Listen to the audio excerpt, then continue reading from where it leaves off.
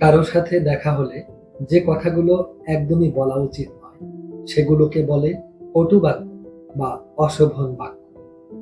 এই অশোভন বাক্য বুঝে কিংবা না বুঝে বলা উভয় ক্ষেত্রেই অভদ্রতা।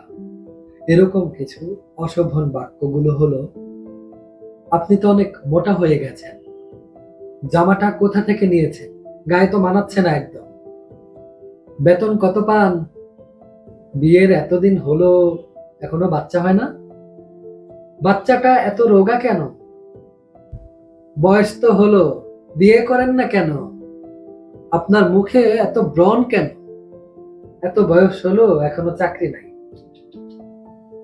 তোমার গায়ের রং এত কালো কেন, এতদিন ধরে সংসার করছেন এখনো ভাড়া বাসায় থাকেন, এই বয়সে এমন পোশাক পরেন কিভাবে, বাবা মা তো ফর্সা, বাচ্চাগুলো কালো হলো কেন, তবে কি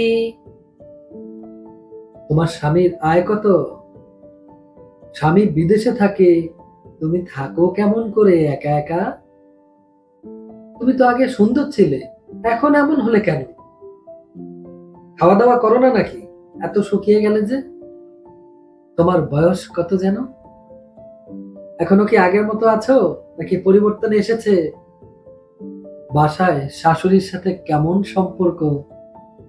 এই বাক্যগুলো হয়তো আপনার কাছে কয়েকটি বাক্য মাত্র, কিন্তু যাকে উদ্দেশ্য করে বলছেন সেগুলো তার কাছে কাটার চেয়েও ভয়ঙ্কর হতে পারে। তাই এগুলো বলা থেকে বিরত থাকুন। মনে রাখবেন, সব কথা বলার না, সব প্রশ্ন করার না, সবার জীবনের গল্প এক না। তাই কারো ব্যক্তিগত জীবন নিয়ে অযাচিত প্রশ্ন না করাই শ্রেয়। জ্ঞানী হন, বিবেকবান হন, মানুষকে আঘাত নয় সম্মান দিন, ভালোবাসা দিন।